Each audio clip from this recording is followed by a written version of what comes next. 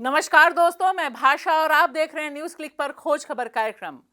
मोदी जी के 9 साल पूरे होने पर पूरे देश में जो उत्सव मनाया जा रहा है, उसकी सबसे बड़ी तस्वीर आपके सामने है। ये हैं यौन उत्पीड़न के आरोपी भारतीय जनता पार्टी के सांसद दबंग नेता बृजभूषण शरण सिंह। शुक्रिया बृजभूषण जी, आप ना होते तो हमें कैसे पता चलता कि मोदी जी के राज में देश ने 9 साल में क्या विकास किया। 6 महिला पहलवानों ने, जी हां, 6 अंतर्राष्ट्रीय ख्याति प्राप्त महिला पहलवानों ने, जिनमें एक नाबालिग, उन्होंने इस शख्स के खिलाफ नामजद शिकायत दर्ज कराई। उन्होंने पूरे दर्द को उतारा और कहा, बताया दुनिया को कि ये हैवान किस तरह से उनके बदन पर हाथ फेरता था, उन पर दबाव डालता था शारीरिक रिश्ते बनाने के लिए। और ये शख्स, जी हां, यही शख्स 9 साल का जो सेलिब्रेशन चल रहा है, इसका पोस्टर बॉय है ना कमाल। सोचिए, जब वह 11 जून को गोंडा में रैली में दम ठोक कर कह रहा था, सुनिए यह वीडियो। चुनाव की तैयारी कहां से कर रहे हैं, गोंडा से या अयोध्या से? कैसरगंज लोकसभा से चुनाव लड़ूंगा। ऐलान है। ये दम ठोक कर कह रहा है कि कैसरगंज से ही चुनाव लड़ूंगा और लड़ूंगा।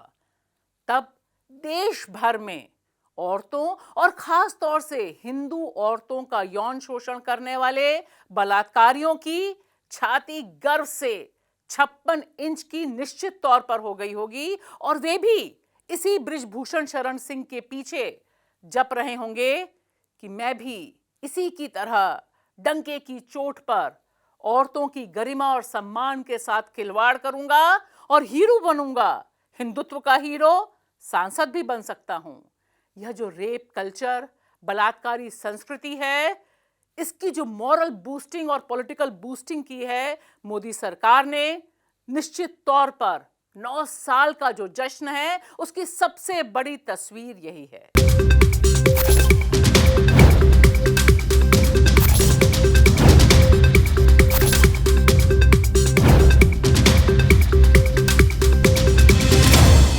तो ये हैं मोदी सरकार के पोस्टर बॉय बृजभूषण शरण सिंह, जो बता रहे हैं पूरी दुनिया को कि मोदी सरकार ने देश को और देश की महिलाओं के सम्मान को पिछले 9 सालों में कहां से कहां तक पहुंचाया। यह है मोदी सरकार का बेटी बचाओ बेटी पढ़ाओ का नारा। और यह सिर्फ गोंडा की बात नहीं है, इससे पहले अनगिनत जगहों पे, चाहे वो कश्मीर हो, चाहे वो हाथरस हो, चाहे वो दिल्ली हो, हर जगह इस तरह की पगलाई भीड़ बलात्कारियों के पक्ष में रही है, चाहे वो डेरा सच्चा के पक्ष में जाने वाले लोग हों, महिलाएं हों। यह सबसे डरावनी स्थिति है। देखिए, यह खबर हम सबको विचलित करने वाली है। यह बताती है कि इस देश में कानून के राज का क्या आलम है। इसमें बता रहे हैं कि कानून का राज कहां पहुंचा है, और यह मामला देश की राजधानी दिल्ली का है।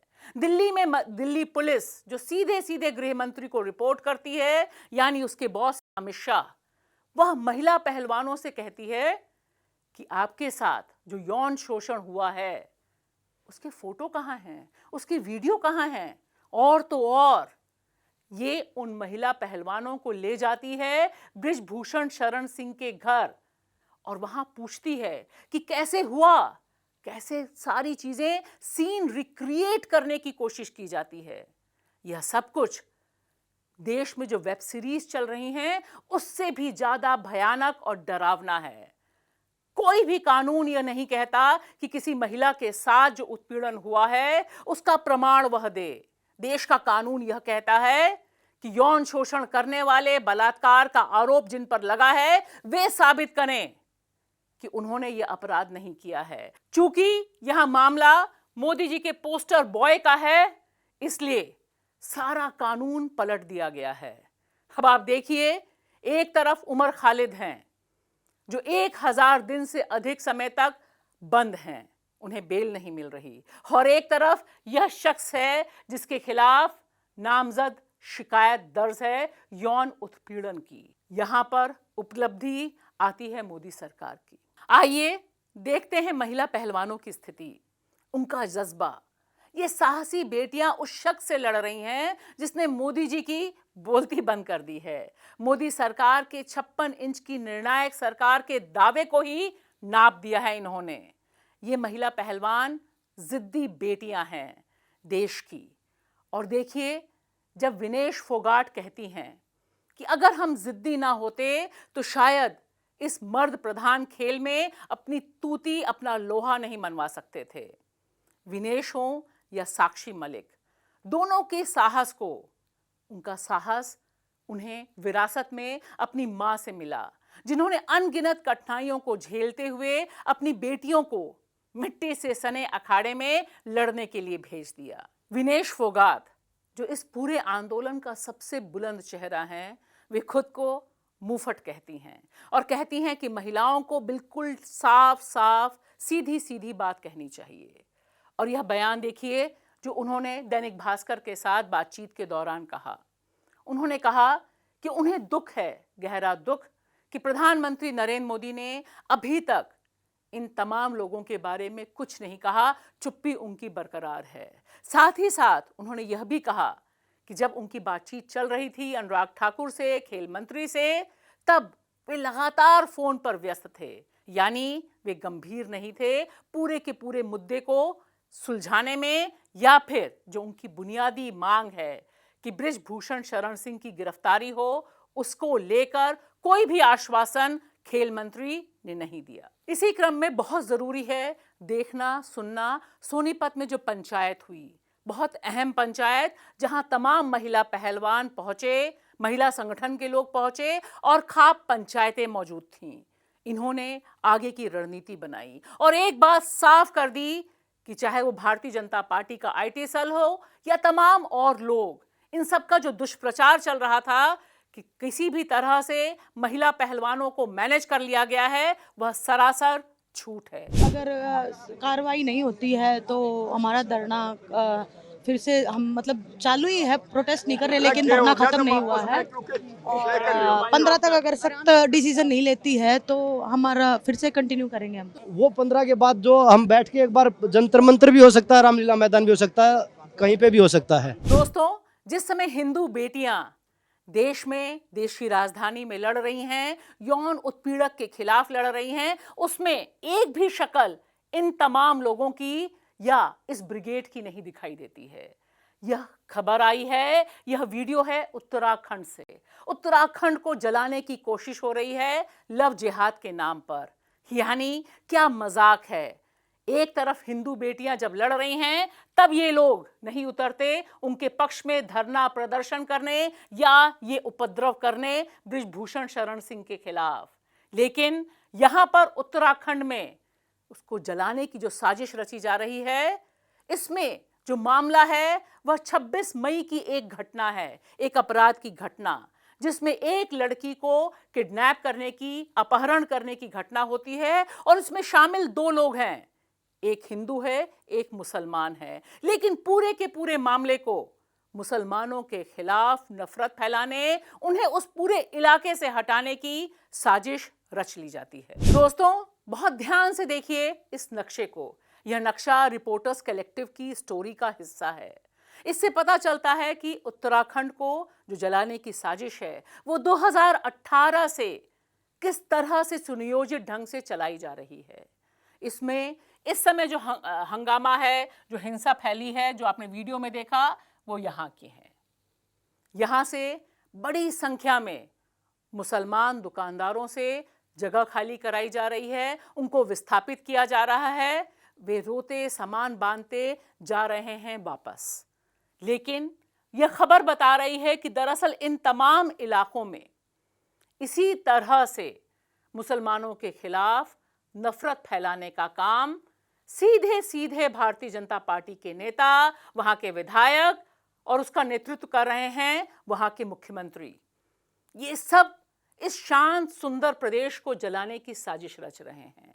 वजह बहुत साफ है। जिस तरह से धर्म संसदों का दौर है, 15 तारीख को भी एक धर्म संसद का ऐलान किया गया है और यहां पर मामला बनाया गया है लव जिहाद का और हिंदू बेटियों के गौरव की बात है। लेकिन जो असलियत है वह सबके सामने है, क्योंकि इन्हें हिंदू बेटियों से प्रेम होता तो महिला पहलवानों के पक्ष में भी ये उसी तरह से धरना प्रदर्शन रैली कर रहे होते। दरअसल पूरे उत्तराखंड में जो यहाँ के मुख्यमंत्री हैं, उनका जो पूरा कामकाज है उसकी वजह से वे लंबे समय से निशाने पर हैं। उनका ग्राफ लगातार गिर रहा है। जोशीमठ की जो घटना हुई है, जिस तरह से आपदा में झेल रहा है उत्तराखंड, वह सब देश दुनिया देख रही है।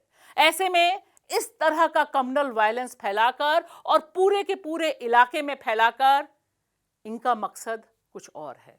9 साल में जो नफरत की खेती है मोदी सरकार की, उसका सबसे बड़ा खौफनाक चेहरा है मणिपुर। मणिपुर में 3 मई से गृह युद्ध जैसी स्थिति है। हजारों आदिवासी भाग रहे हैं। मैतेई और कुकी समाज के बीच हिंसा का दौर खत्म ही नहीं हो रहा। एक बात बहुत साफ है कि वहां पर जो डबल इंजन की सरकार है, भारतीय जनता पार्टी की सरकार है, वह मैतेई का इस्तेमाल बाकी आदिवासी समूहों के खिलाफ कर रही है। और इसमें सबसे ज्यादा नुकसान हो रहा है कुकी जनजाति के लोगों का। तकरीबन एथनिक क्लिंजिंग का दौर चल रहा है। ये जो तमाम वीडियो हैं, यह रोंगटे खड़ा कर रहे हैं। और अभी तक प्रधानमंत्री नरेंद्र मोदी ने एक शब्द नहीं कहा है, ठीक उसी तरह से जैसे महिला पहलवानों के लिए नहीं कहा, मणिपुर भी उनके लिए इस देश में मौजूद नहीं दिखाई देता। यह सब जिस समय चल रहा है, उस समय जिस तरह से गृह मंत्री वहां पहुंचे और कुछ नहीं कर पाए, और इसके बाद अब जो खबर सामने आई है वह बता रही है कि जिस तरह से उन्होंने एक पीस टीम बनाई है, उसमें जिन कुकी लोगों का नाम रखा है, उनसे पूछा तक नहीं कि उनको इस कमेटी में रख रहे हैं। यानी मणिपुर लंबे समय तक सुलगने के लिए छोड़ दिया गया है। कुकी लोगों के साथ क्या हो रहा है, इसकी अनगिनत खबरें हमारे बीच में हैं। वहां पर इंटरनेट नहीं चल रहा, वहां रिपोर्टिंग नहीं है, कायदे से कोई भी खबर नहीं आ रही है और सरकार बताने को तैयार नहीं। इसमें यह खबर देखिए, यह खबर बता रही है कि एक बाप उनकी आंखों के सामने किस तरह से उनके बेटे को मार डाला गया, जिंदा जला दिया गया। कहीं कोई इंसाफ नहीं। एक सीधा सवाल आपसे और तमाम भक्तगणों से, क्या आप इसी तरह का हिंदुस्तान चाहते हैं? मोदी जी के नाम एक और रिकॉर्ड है, 9 सालों में एक भी प्रेस कॉन्फ्रेंस नहीं करने का और तमाम अहम सवालों पर मौन व्रत को कायम रखने का। वे कहते हैं, न बोलना है न बोलूंगा, जलाना है जलाओ, हिंदू बेटियों का अपमान करना है करो। मैं अभी झोला उठाकर अमेरिका की यात्रा में निकल रहा हूं, बैंड बाजा बारात के संग। जय हिंद। शुक्रिया।